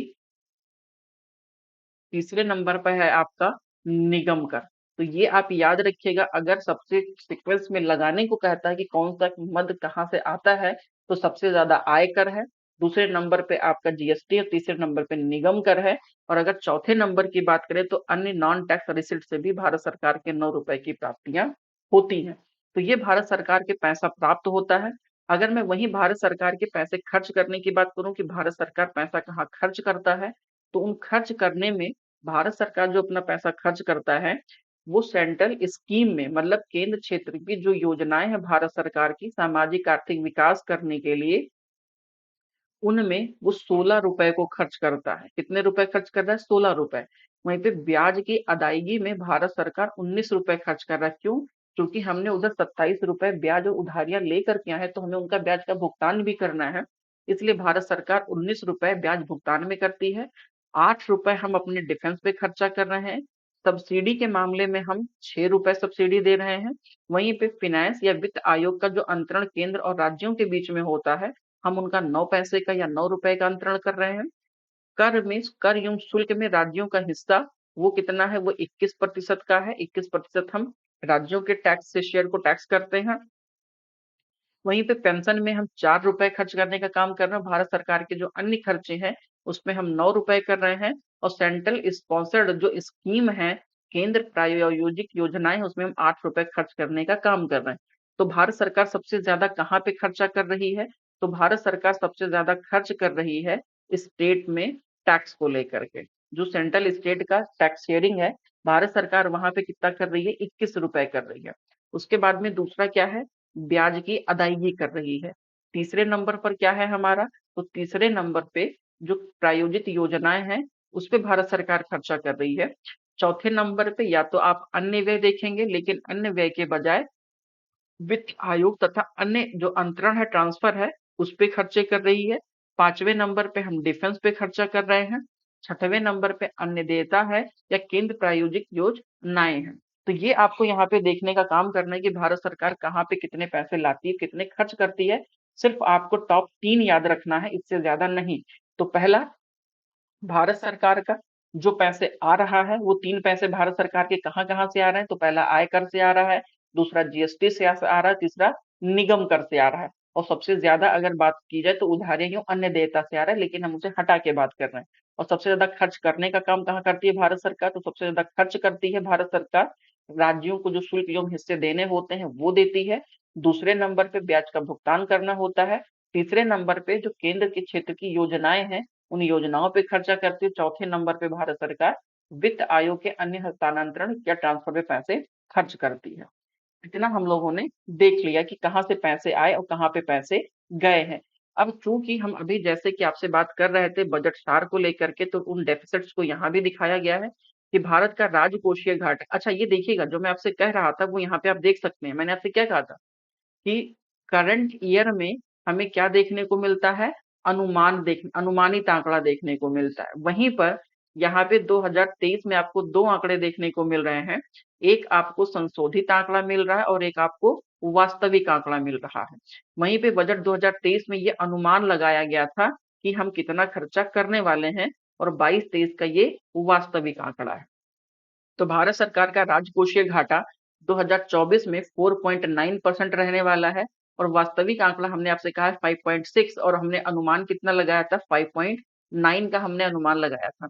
राजस्व घाटे में हमने अनुमान कितना लगाया था 2023-24 में 2.9%, और प्रेजेंट टाइम पे कितना है, ये 1.8% के आसपास है, जो संशोधित होकर के क्या आया है, 2.8 के आसपास आया हुआ है। प्रभावी राजस्व घाटा ये हमारा कितना हुआ है, हमने ऑलरेडी डिस्कशन कर रखा है कि 2022 में ऑलरेडी ये 2.8% था। अनुमान हमने 1.7% का किया था। साथ ही में जो संशोधित आंकड़ा है वो 1.8% है, और इसी के साथ में जो वास्तविक डेटा है वो 1.6% के आसपास हमने करने का काम किया था। वहीं पे अगर मैं प्राथमिक घाटे की बात करूं, तो मैंने प्राथमिक घाटे में आपसे कहा है कि 2024-25 में ये 1.4% रखा गया है। वहीं 2023-24 में ये 2.3% अनुमानित किया गया था, और वास्तविक तौर पर संशोधन होकर के कितना आया था, 2% के आसपास आया हुआ है। तो ये हम लोगों ने अपने घाटे को भी वहां पे देख लिया था। और ये जो हमने आपको बताया कि भारत सरकार अपने घाटे को पूरा करने के लिए क्या कहाँ से क्या क्या करती है, उन चीजों पे ये बातें कही गई हैं। बट इतना हमें जानने की जरूरत नहीं है। ये चार्ट के फॉर्मेशन पे आपको देखने को मिलेगा, बट मैंने ऑलरेडी आपको बता रखा है। ये भारत सरकार के कर की प्राप्तियां हैं, निगम कर, आय कर, धन सीमा शुल्क, इन जगहों से भारत सरकार अपने प्राप्तियां करता है, और सेम एज यहाँ से इनको खर्च करने का भी काम करता है। ये चूंकि टैक्स ऑन जीडीपी रेशियो के परफॉर्मेंस में दिखाया गया है। तो अभी मैं ऑलरेडी आपको टैक्स ऑन जीडीपी के, जब मैं टैक्सेशन की बात करूंगा अपने टैक्स में, तो पूरा का पूरा मैं आपके साथ डिस्कशन करने का काम करूंगा। ये भारत सरकार के व्यय है, तो भारत सरकार का व्यय मैंने ऑलरेडी आपको बता रखा है कि वास्तविक तौर पे कितना व्यय हम करने वाले हैं। ये प्रभावी राजस्व के तौर पे दिखाया गया है। इतना ज्यादा हमें बजट को देखने की आवश्यकताएं नहीं भी पड़ती हैं, बट जितना मैंने आपको बताया मेरे दोस्त, मोर और लेस देन हमें उतना ही जानने की जरूरत है। क्लियर? अब मैं थोड़ा-सा यहाँ पे आपको बजट के बारे में बताने की कुछ और कोशिश करता हूँ। ये वो 4 फैक्ट्स थे जिस पे भारत सरकार ने क्या फोकस किया है। जो हमारा मेन सेंट्रलाइज था कि हमने 4 लोगों पे फोकस किया था, वो 4 यही भाई साहब हैं, गरीब, युवा गरीब, युवा, महिला और अन्नदाता। इन 4 लोगों पे फोकस किया गया था। और वहीं पर जो हमारा बजट है, उन बजटों में मुख्यतः रोजगार की बात की गई है, कौशल प्रशिक्षण की बात की गई है, एमएसएमई की बात की है, मध्यम वर्ग पे भी फोकस किया गया है। वहीं जो अन्य प्राथमिकताएं थी, उन अन्य प्राथमिकताओं में कृषि को लेकर के, कृषि एवं उत्पादकता को लेकर के बात कही गई है।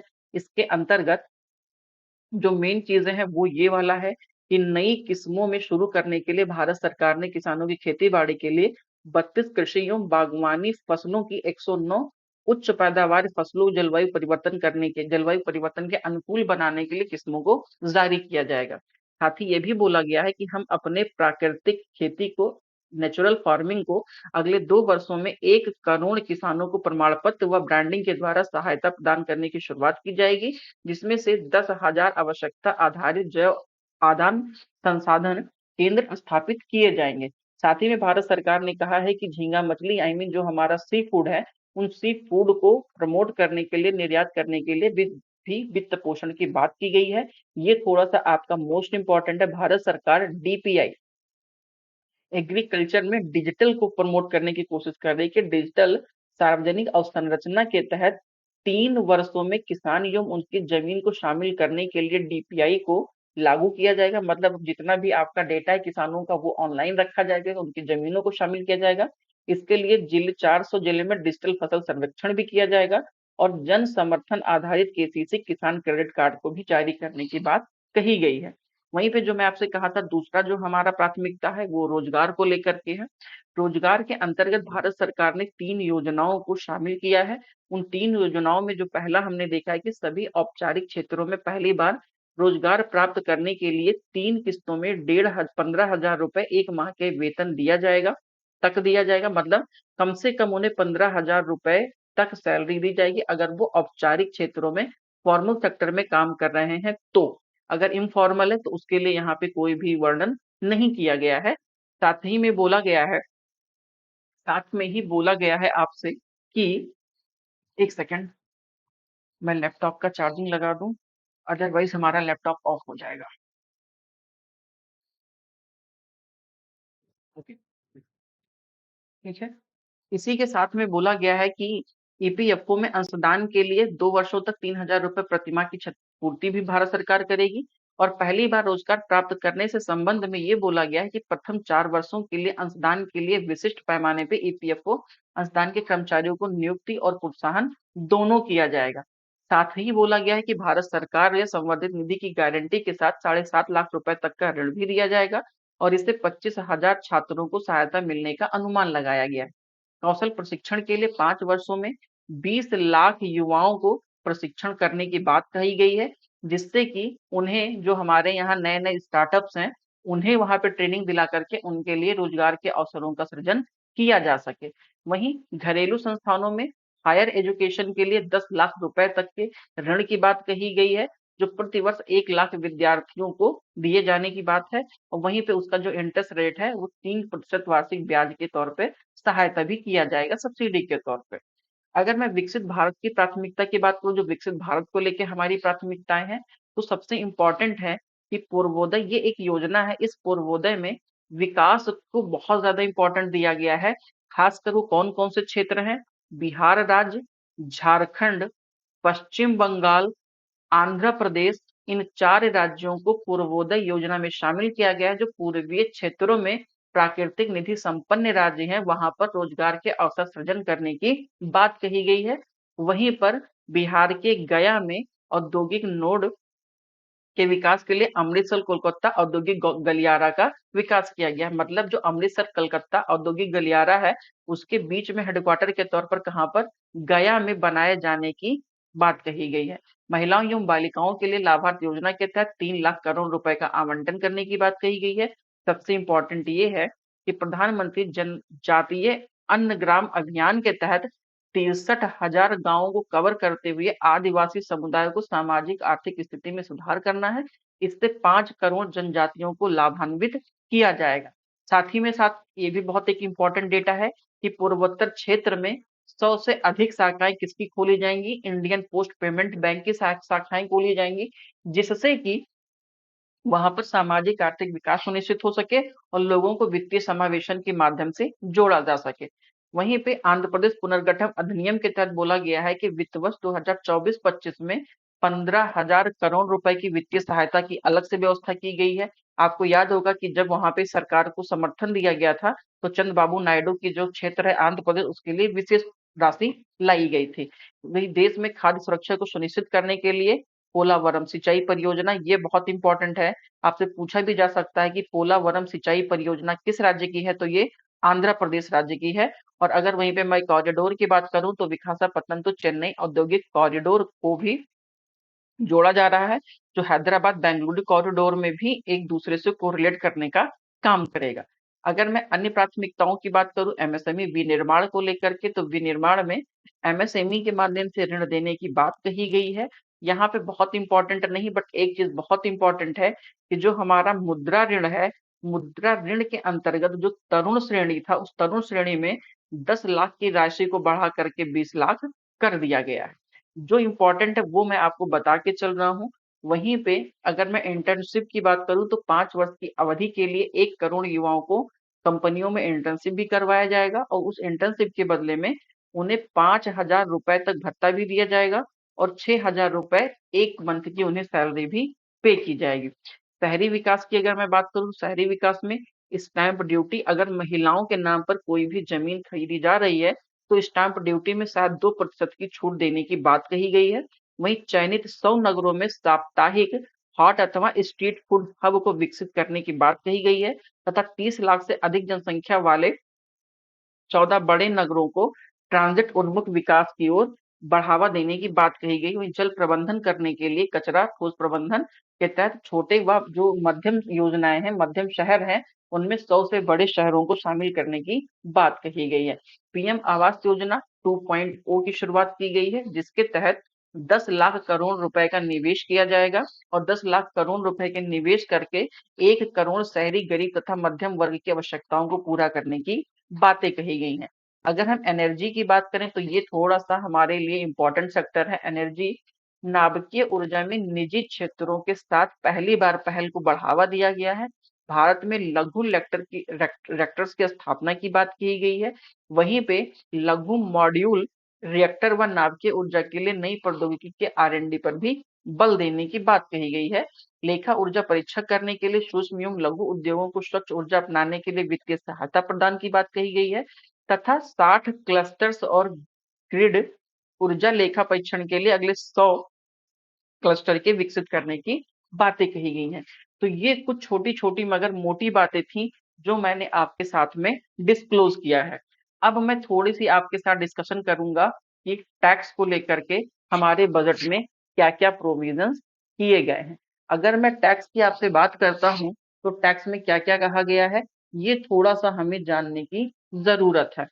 टैक्स की बात करें तो हमारी जो वित्त मंत्री निर्मला सीतारमण जी हैं, इनका ये अनुमान रहा है कि हमारा टैक्स कैसा होना चाहिए, प्रोग्रेसिव होना चाहिए। प्रोग्रेसिव होना चाहिए, प्रोग्रेसिव का मतलब है प्रगति प्रगतिशील होना चाहिए। हमारा बजट कैसा होना चाहिए, सॉरी हमारा टैक्स कैसा होना चाहिए, प्रगतिशील होना चाहिए। और यहाँ पे ये भी बताया गया है कि भारत का जो टैक्स ऑन जीडीपी रेशियो है, ये कितना है, ये 11.8% है।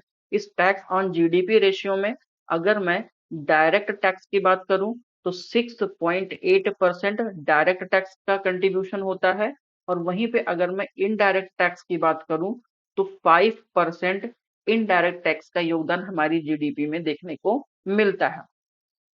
अगर मैं सकल राजस्व की बात करूं कि पूरा का पूरा जो हमारा राजस्व प्राप्ति है, सकल राजस्व में टैक्स की प्राप्ति कितनी है, तो सकल राजस्व में बोला गया जो हमारी प्राप्तियां हो रही हैं वो 38.40 लाख करोड़ की जो हमें प्राप्तियां हुई हैं या प्राप्तियां हो रही हैं ऋण को छोड़ करके, या जो अन्य ऋण या अन्य सोर्सेज है उन्हें हटा करके, इसमें से अगर मैं डायरेक्ट टैक्स की बात करूं तो डायरेक्ट टैक्स में 57.47% डायरेक्ट टैक्स से हमें मिल रहा है और वहीं पे अगर मैं इनडायरेक्ट टैक्स की बात करूं तो 42.53% का योगदान का हमें है इनडायरेक्ट टैक्स का देखने को मिल रहा है।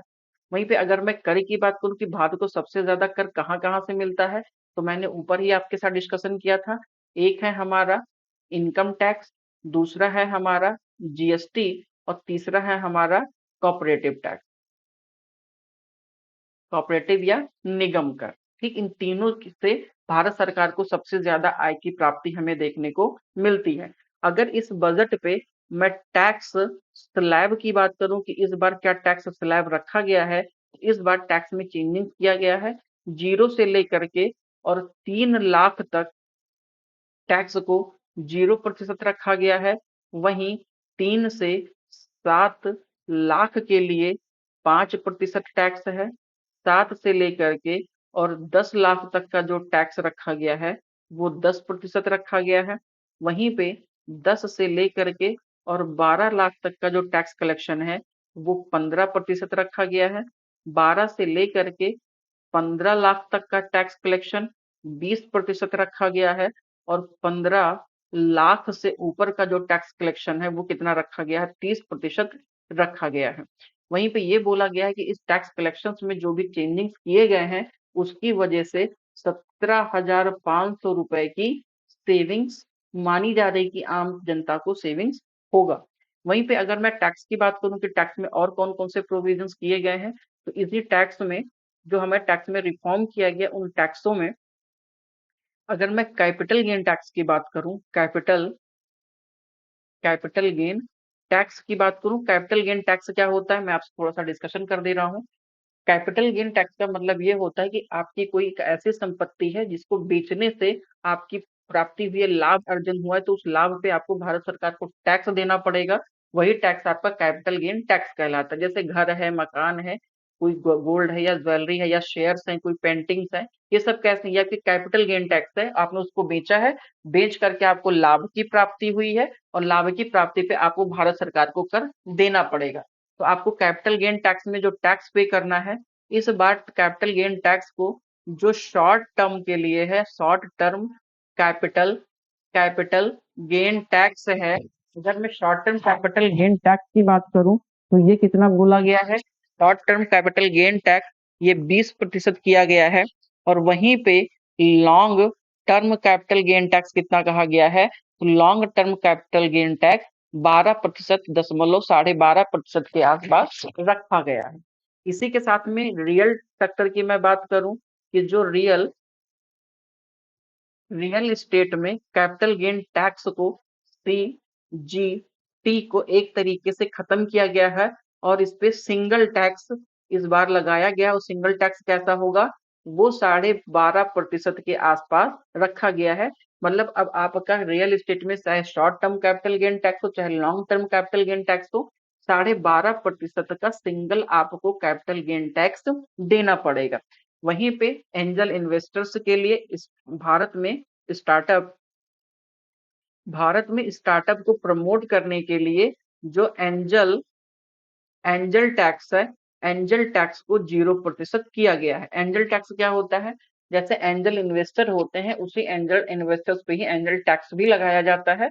और एंजल इन्वेस्टर वो इन्वेस्टर्स होते हैं जो किसी गैर सूचीबद्ध कंपनी में इन्वेस्ट करते हैं, वो सब के सब एंजल इन्वेस्टर्स कहलाते हैं। मतलब ऐसी कोई कंपनी जो अभी स्टार्ट होना चाहती है, हमें कोई नहीं जानता है, हमें कोई पहचानता नहीं है, सिर्फ वो चूंकि एंजल इन्वेस्टिंग करना चाहते हैं, नए नए लोगों पे इन्वेस्ट करना चाहते हैं, नए नए पैसे जगह लगाना चाहते हैं, तो ऐसे इन्वेस्टर को एंजल इन्वेस्टर कहा जाता है। और एंजल टैक्स पे 0% टैक्स लगाया गया है, मतलब उस पर टैक्स को खत्म किया गया है। साथ ही में अगर मैं आपसे बात करूं FNO को, फ्यूचर एंड ऑप्शन, और STT सिक्योरिटी ट्रांजैक्शन टैक्स को जस्ट दोगुना कर दिया गया है।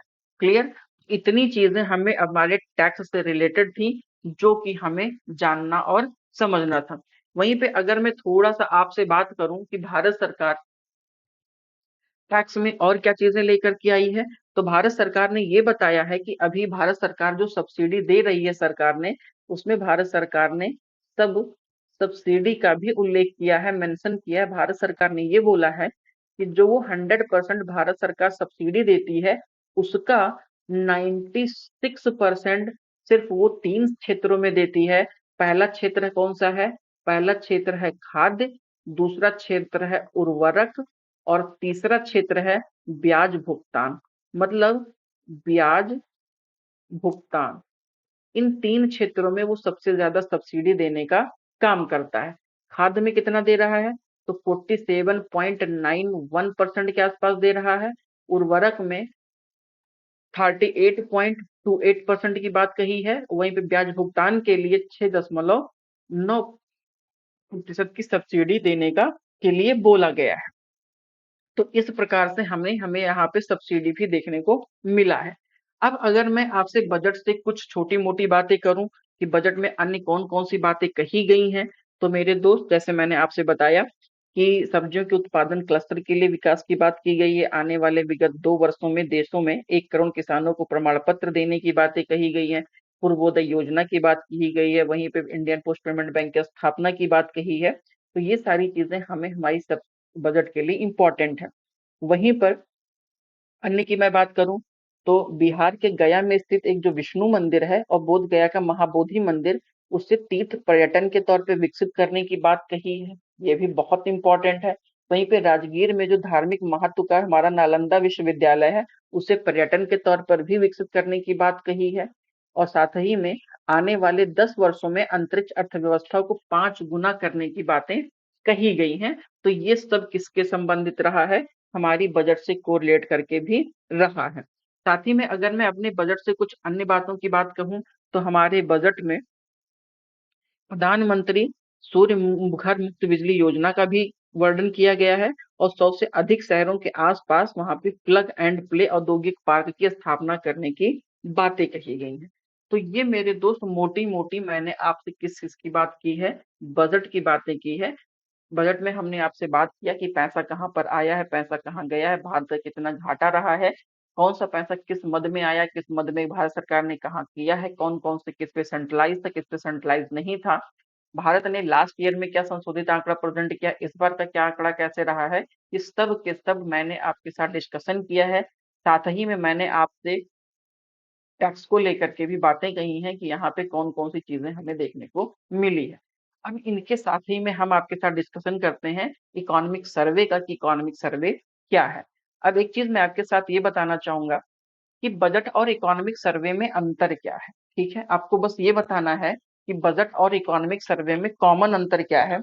तो मेरे दोस्त, मैं सुन पा रहा हूँ आप ये कह रहे हैं कि बजट आगामी वर्ष का अनुमानित आंकड़ा होता है और अर्थव्यवस्था में जब भी हम इकोनॉमिक सर्वे की बात करते हैं तो आर्थिक सर्वेक्षण में विगत वर्षों का जो वर्ष या हमारा चल रहा है उसमें जो डेटा हमारा संशोधन हुआ है उन संशोधित आंकड़ों को भी हम प्रेजेंट करने का काम करते हैं।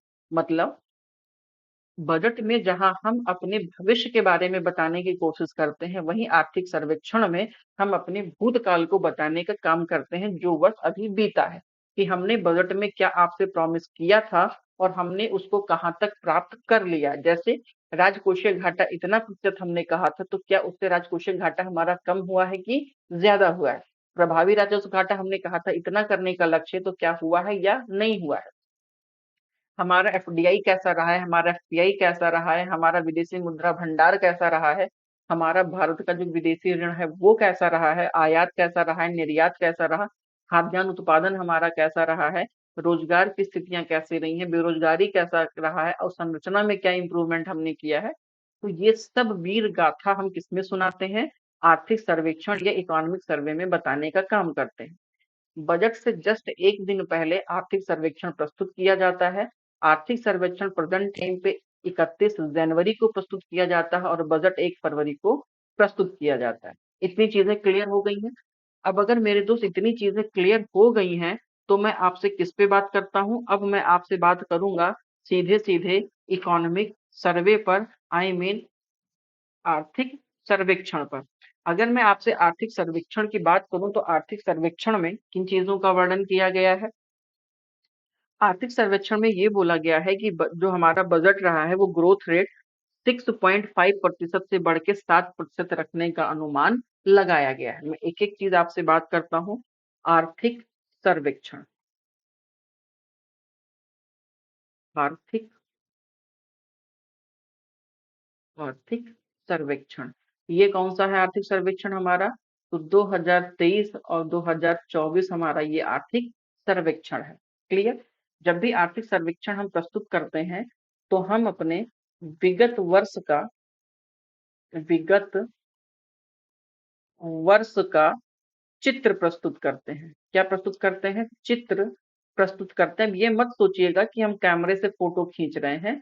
कहने का मेरा सेंस ये है कि विगत वर्ष में हमने जो डेटा प्रस्तुत किया था अनुमानित, अब उसका हम संशोधित आंकड़ा प्रस्तुत करने का काम करते हैं और उससे पूर्व के वर्ष का हम वास्तविक आंकड़ा भी प्रस्तुत करते हैं अपने बजट के साथ में। इन चीजों का हमें ध्यान रखना। अब आर्थिक सर्वेक्षण में क्या बातें कही गई हैं, आर्थिक सर्वेक्षण में ये बात बोला गया है, पहली चीज कि जो हमारा ग्रोथ रेट रहने वाला है वो कितना रहने वाला है, 6.5% से 7% तक का हमारा जीडीपी का ग्रोथ रेट अनुमान व्यक्त किया गया है 2024-25 में। इसी के साथ ये भी बोला गया है कि 2024-25 में जो हमारा ग्रोथ रेट रहने वाला है वो 2.8% से ग्रोथ करेगा।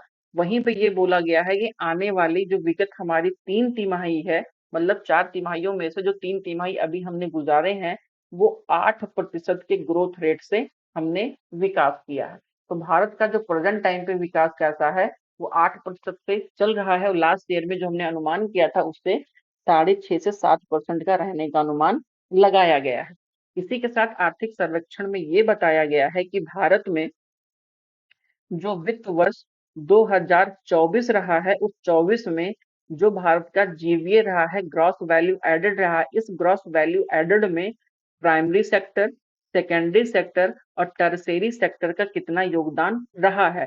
प्राइमरी सेक्टर का हमारी अर्थव्यवस्था में 17.7%, वहीं पे अगर मैं सेकेंडरी की बात करूं तो 27.6%, और अगर मैं टर्शियरी की बात करूं तो 54.7% रहने का अनुमान लगाया गया है या बताया गया। ये अनुमान नहीं है, ये संशोधित आंकड़े बताए गए हैं।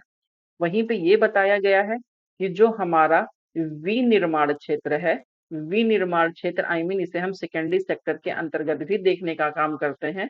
तो विनिर्माण क्षेत्र का हमारा जो ग्रोथ रेट है वो 9.99% रहने का अनुमान लगाया गया है, बताया गया है कि इतना अनुमान हमारा रहा है। साथ ही में अगर मैं इन्फ्लेशन की बात करूं कि इन्फ्लेशन के बारे में क्या बोला गया है, तो WPI होल प्राइस इंडेक्स, जिसे हम खुदरा मूल्य कहते हैं,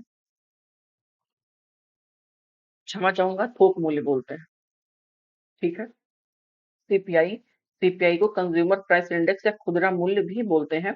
तो खुदरा मुद्रा स्फीति में जो बोला गया है, क्या ये कितना रहा है, 6.7% के आसपास रहा है, जो वित्त वर्ष 2024 में घटकर 5.4% दर्ज किया गया है। ये कितना था, 2023-24 में रहा है, जो हमारा बजट चल रहा है आने वाले टाइम पे, प्रेजेंट टाइम पे ये 5.4% की महंगाई दर्ज की गई है। इसी के साथ में ये भी बोला गया है कि जो हमारा राजकोषीय घाटा रहा है, हालांकि मैंने आपसे आपका बात कर चुका हूं कि भारत सरकार का जो राजकोषीय घाटा रहा है वो कितना दर्ज हुआ था, 2024 में जो बताया गया था वो 6.4% था, जो घट करके 5.6% के आसपास देखा गया है। साथ ही में अगर मैं पूंजीगत व्यय की बात करूं कि पूंजीगत व्यय किस हिसाब से अभी लास्ट टाइम पे हम लोगों ने किया है, तो अगर पूंजीगत व्यय की मैं बात करता हूं आपसे, तो पूंजीगत व्यय में बोला गया है अमूमन 9.5 लाख करोड़ रुपए 2024 में पूंजीगत व्यय किया गया है, जो 2020 से 28.2% की बढ़ोतरी देखी गई है। सामान्यतः ये माना जाता है कि इतने प्रतिशत की वृद्धि हुई है, और वहीं पर साल दर साल वृद्धि हुई है 28.2% की, और 2020 से अगर मैं बात करूं तो 2.8 गुना वृद्धि हमने पूंजीगत व्यय में किया है। इतनी चीजें क्लियर है। आगे आगे चल करके जो बातें कही गई हैं कि वित्त वर्ष 2000 2024 में भारत में जो निर्यात किया गया है, किसका निर्यात हुआ है, सेवा का जो निर्यात हुआ है, निर्यात हुआ है सेवा का। सेवा निर्यात में ये बातें बोली गई हैं कि भारत सरकार ने कितना किया है, 341.1 बिलियन डॉलर का हमने निर्यात किया है, जो कि हाई लेवल की या उच्च सेवाओं को हमने किया है। वहीं पे भारत सरकार का जो विदेशी मुद्रा भंडार बताया गया है कि कितना हमारा विदेशी मुद्रा भंडार रहा है, तो विदेशी मुद्रा भंडार अमूमन हर हफ्ता पे भारत सरकार आरबीआई के माध्यम से बताती है। पीआईबी पे आपको मिल जाएगा कि भारत का विदेशी मुद्रा भंडार कितना रहा है। अभी जो इकोनॉमिक सर्वे में बताया गया है कि मार्च 2024 तक भारत का विदेशी मुद्रा भंडार 11 माह के लिए है, लगभग $650 बिलियन के आसपास भारत का विदेशी मुद्रा भंडार देखा गया है। इसी के साथ ही में ये भी बताया गया है कि भारत 11 माह के इंपोर्ट कवर के बराबर का भी अपना विदेशी मुद्रा भंडार को बना के रखा हुआ है। साथ ही में डीबीटी का हस्तांतरण, डीबीटी डायरेक्ट बेनिफिट ट्रांसफर कितना किया गया है, तो 2013 के बाद में जब से डीबीटी को लागू किया गया है, तब से भारत सरकार कह रही है कि 2013 से लागू होने के बाद में 36.9 लाख करोड़ रुपया डीबीटी के माध्यम से हस्तांतरण किया गया है। वहीं पे अगर मैं महिलाओं के कार्यबल की बात करूं, फीमेल कार्यबल में वृद्धि हुई है। इसमें ग्रामीण महिलाओं के कार्यबल में वृद्धि देखी गई है। ये कार्यबल पहले कितना था, तो भारत सरकार का कहना है कि 2017-18 में कार्यबल कितना था, तो 3% था, वहीं पर 2022 और 2023 में बढ़ करके कितना हो गया है, 37% हो गया है। तो हमारा जो महिलाओं का कार्यबल है ग्रामीण क्षेत्रों में, वो भी यहाँ पे बताने का काम किया गया है। साथ ही में आर्थिक चुनौतियों से भारत सरकार लड़ने के लिए भी तैयार है, और इसके लिए जो हमारा ग्रोथ रेट है जीडीपी का, वो 8.2% से हम कंटिन्यू आगे बढ़ाने का काम भी कर रहे हैं। साथ ही में टिकाऊ उपभोक्ता मांग एवं निवेश के मांग को लगातार बढ़ोतरी करने के लिए पिछले 4 तिमाहियों में से भी भारत का ग्रोथ रेट 8% के रेशियो पर देखा गया है। साथ में ही वित्त वर्ष बोला गया है कि जो हमारा का खुदरा इन्फ्लेशन रेट रहा है, वो कितना था 2023 में। जैसे कि मैंने आपसे बोला कि इन्फ्लेशन रेट की मैं आपसे बात कर रहा था कि भारत का जो इन्फ्लेशन रेट है, वो 2023 में 6.7% था, और वहीं 2024 में 5.4% के आधार स्थान पर ये देखा गया है। और अगर मैं भारत में पॉलिसी रेट की बात करूं, आई मीन मौद्रिक जो नीतियां भारत सरकार बनाती है, मौद्रिक नीतियों में कितने बेसिस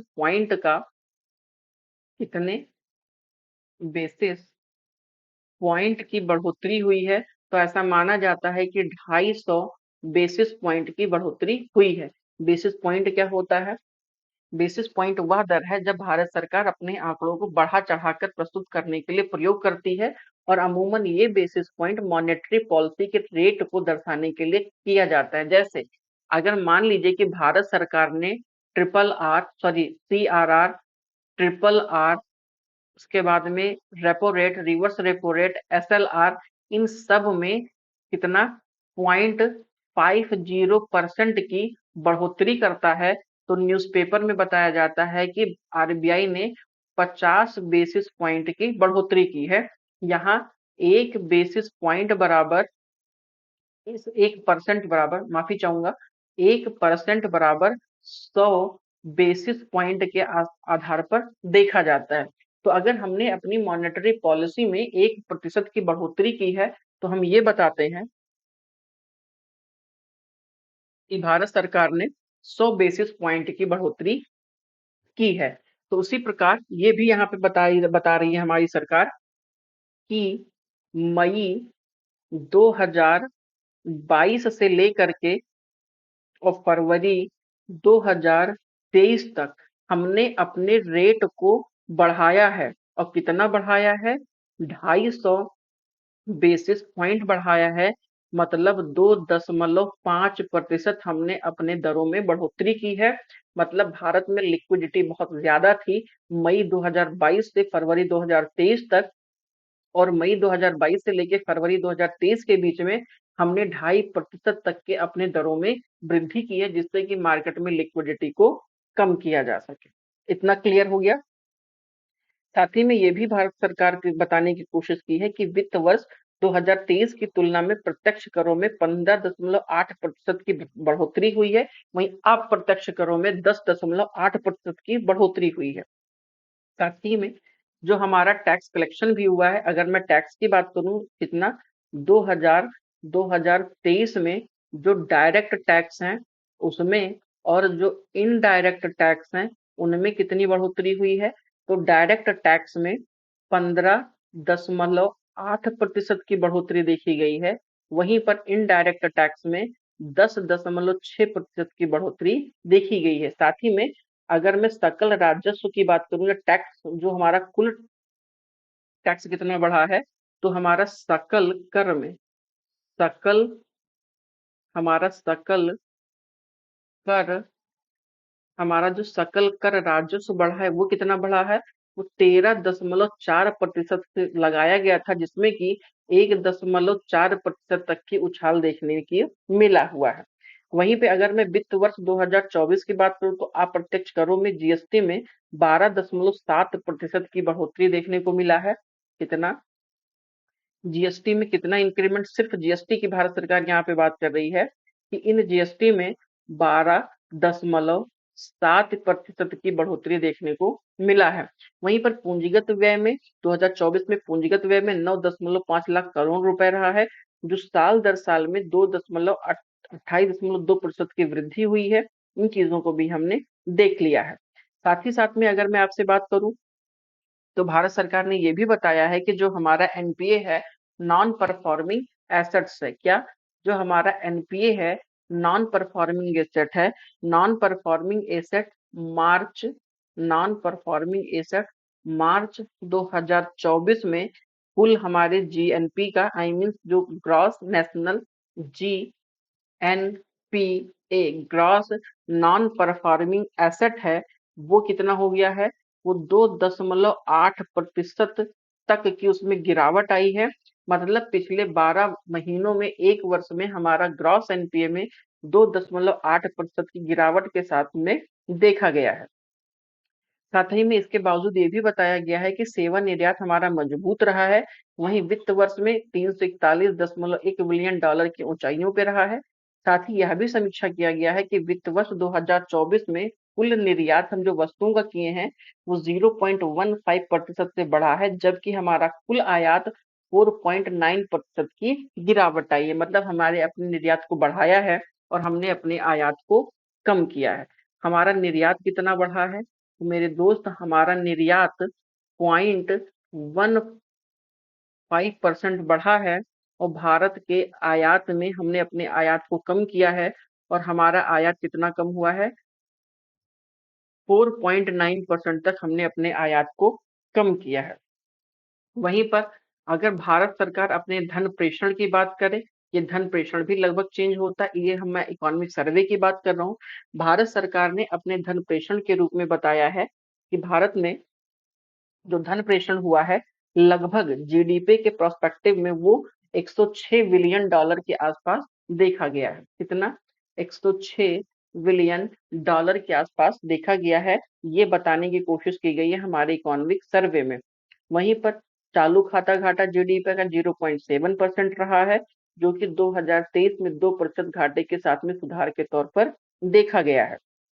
विदेशी मुद्रा भंडार 11 महीनों के लिए हमारा पर्याप्त, आई मीन हमारा 11 महीने का इंपोर्ट कवर देखा गया है।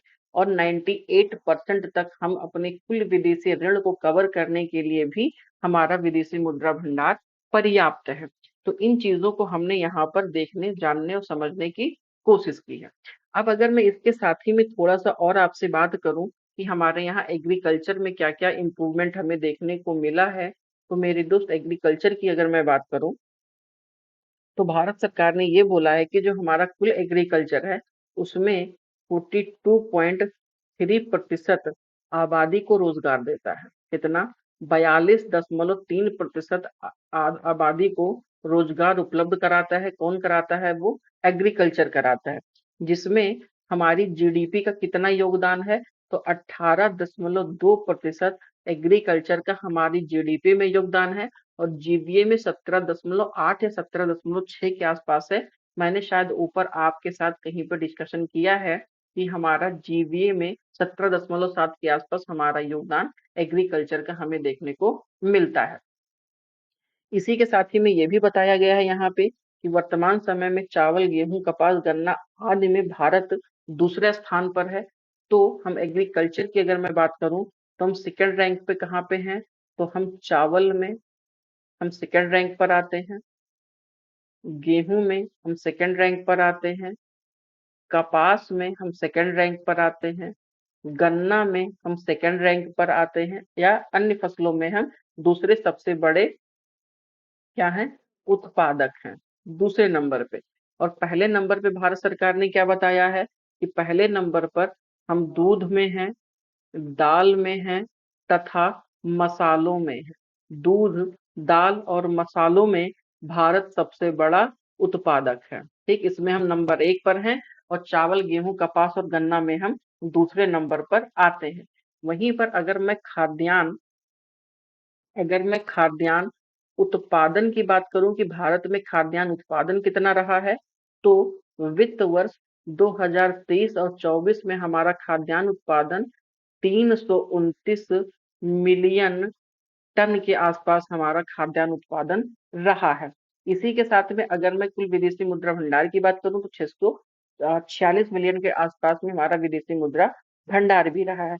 वहीं पे अगर मैं प्रति व्यक्ति आय की बात करूं कि प्रति व्यक्ति आय को बोलेंगे per capita income, per capita per capita income जो बताया गया है भारत में 2023 में जीडीपी में पर कैपिटा इनकम 2000 मतलब 2484.8 अमेरिकी डॉलर भारत की प्रति व्यक्ति आय के बारे में बताया गया है। साथ ही में ये भी बताया गया कि भारत में जो कार्यबल है लगभग वो 565 मिलियन के आसपास है, जिसमें से 45% हमारे एग्रीकल्चर, 11.4% विनिर्माण और 28% हमारी सेवा में लगे हुए हैं।